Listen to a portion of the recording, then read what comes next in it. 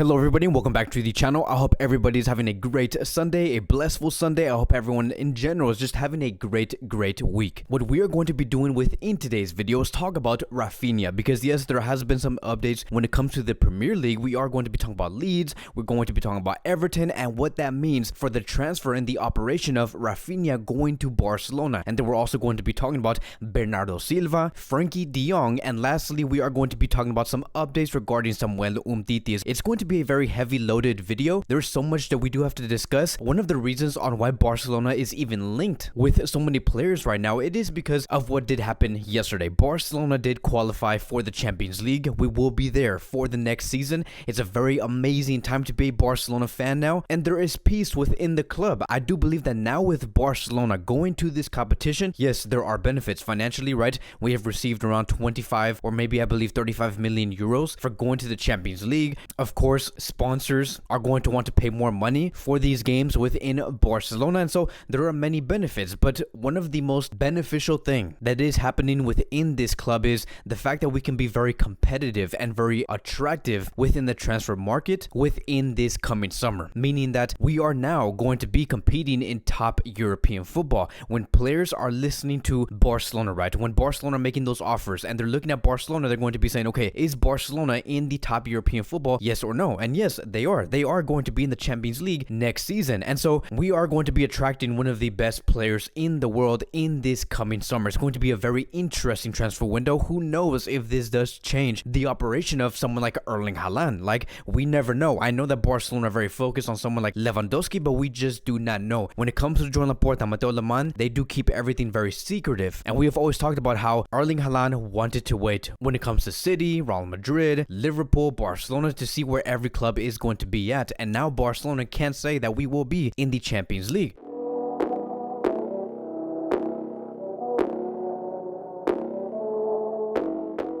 But besides that, let's talk about Raphinha, right? Because look, if we look at these results here, this is exactly what every Barcelona fan wanted to see on this Sunday. Now, of course, when you are a Leeds fan, this is like the worst result that you could see on a Sunday. But for Barcelona, right, coming from a Barcelona perspective, this is exactly what we want to see. Arsenal has beaten Leeds 2-1 and Everton has beaten Leicester City 2-1. Because of these two results, Leeds are now officially in 18th place and are within the bottom three. And this is huge news. Now, again, I want to be very respectful to every Leeds fan here. I don't know if you guys are even here, but I never want to see teams get relegated. It's always a very sad time for any team to go into second division, but coming from a Barcelona fan perspective, this is huge news, because now that Leeds might potentially get relegated and go into the second division, that is something that is very possible to see, because Leeds' next game, it is going to be against Chelsea. Chelsea right now are fighting to be within the top four, and so everything does indicate that yes, Leeds will be going to that bottom division. And it does say here, when it comes to Raphinha, right, let's have a brief reminder that there is personal terms already very advanced between the player and Barcelona. Of course, the deal is not fully closed yet, because Barcelona want to see whether Leeds are going to be in the Premier League or in second division. Raphinha really does also want to come to Barcelona within this summer, and if Leeds do get relegated, Barcelona will be paying around 25 million euros for this player. If they do not get relegated, that would mean that Barcelona will have to pay around maybe 40, maybe 50, maybe 60 million euros for Raphinha. They're going to have to renegotiate. And I do assume that if Barcelona do have to pay higher than 25 million euros for Raphinha, they're probably going to be looking elsewhere. But the whole idea when it comes to the right wing position is Barcelona want to renew Dembele for another 4 to 5 years to play on the right wing, and also bring in someone like Raphinha. I know that these two players are basically starters for their teams, and many are going to be asking, how can Barcelona have two starters on the right wing? Well, that is exactly what Xavi does want. He wants every player to compete for their position, right? Xavi never wants to have any player feel very comfortable within their position, like how we have Jordi Alba feeling very comfortable, how we have someone like Busquets feeling very comfortable, and many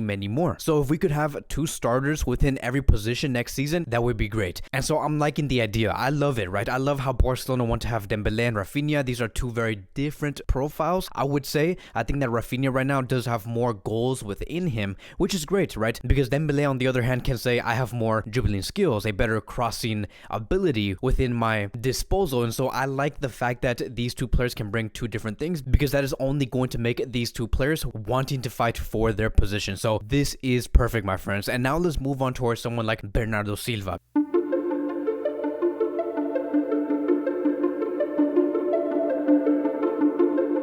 according to 21 Marty, as far as Bernardo Silva goes, he's a player Barcelona likes, but getting him will be almost impossible unless the club decides to sell Frenkie De Jong. Now look, when it comes to Bernardo Silva, right, let's stop here for a second. He is a great player. He is one of the stars under Pep Guardiola's Manchester City, and one of his most definitive skill sets that he has shown through this season is his ability to create under massive and huge pressure. He has shown that so many times, and he actually even showed that against Real Madrid. Even though they have lost, he was still one of the best players for Man City. And so I do think that if we invite someone like Bernardo Silva, he would bring something very different to this Barcelona team, because he enjoys the chaos. He rather prefers to be pressured because he enjoys creating when these players want to get out of their position and try to take the ball away from Bernardo Silva. I love that from this player, and he is also 27 years old. We could give him a 5-year contract. It could be a very similar case to what we did with Ivan Rakitic when he was like 26, 27 years old. So he is not too old, and he's also not too young. He is in the prime of his career. So I get why Barcelona do want this player and why they see this player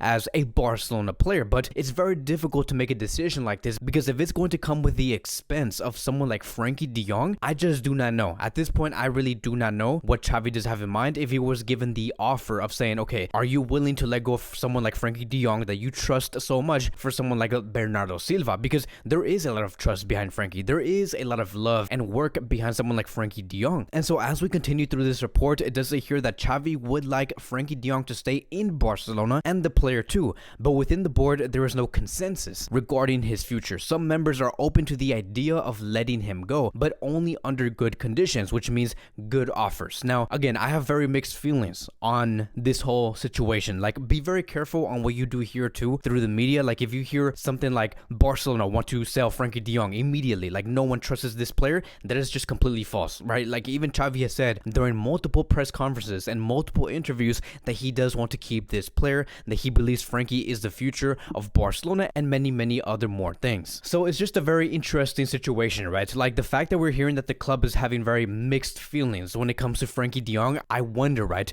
who they have in mind to replace someone like Frenkie. Like, who is going to be that next midfielder that they want to bring? Within this case, it does seem like maybe Barcelona want to switch in Frenkie for Bernardo Silva, and again, I could see why, because of his skill set, because of what he could bring, but in the end, it's going to have to be a waiting game. We're going to have to wait and see what Barcelona is going to be going through in the summer, whether they receive a very good offer for Frenkie De Jong, and we'll see how we go from there. This conversation would probably be much more different if we did not have someone like Gavi or Pedri or Pablo Torre, but we do have these three very young, talented players that are set to star for this club for many years. Like, that's just basically where my head is at. Like, if you really like Man City, right? Like, I have even tweeted this a couple of days ago. Like, if you want to take away Frenkie De Jong from us, you're going to have to really give us a lot. Like, if you want to take away this player, like, if it's going to come down to Frenkie leaving and going to a team like Manchester City, let's say for example, then give us someone like Rodri and also Laporte, right? Because I think that Rodri makes so much sense to come to this club because of Busquets and him leaving very soon from this club. We need a great central defensive midfielder that can provide so much, right? And Rodri does understand how to play within Barcelona. He has played with many of these players that we do have in Barcelona too, and also with Laporte, right? We do have a lack of options. We are revolving around Gerard Piqué, Ronald Araujo, and Eric Garcia, and that's basically it. So someone like Laporte would make so much sense. But now this is what's going to lead us towards the next phase of this video, and we are going to be talking about Samuel Umtiti.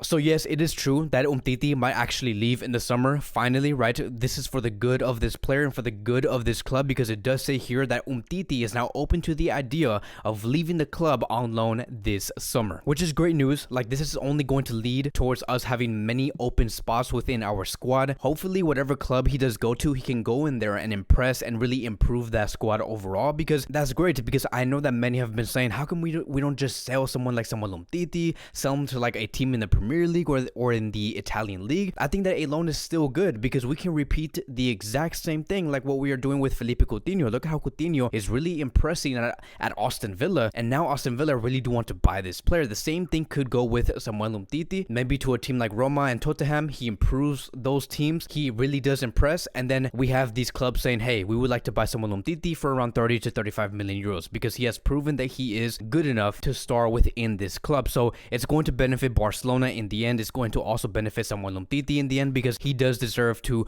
receive a lot of minutes because he is good. He's just not at that level where Xavi does want him to be at. And Xavi has also shown many times that he just does not rely on Samuel Umtiti, even though he is supposedly 100% fit. He has shown why by continuing to use Eric Garcia, Ronald Araujo, Gerard Piqué, and even sometimes Lenglet. So right now, at the moment, sadly for the player himself, Umtiti has no place for this Barcelona squad, and especially for the 2022-2023 season. So that is going to be wrapping up today's Barcelona daily news. Thank you guys so much for watching. If you guys are new here, welcome to the channel. Please like, subscribe, comment, and I will see you guys in the next video.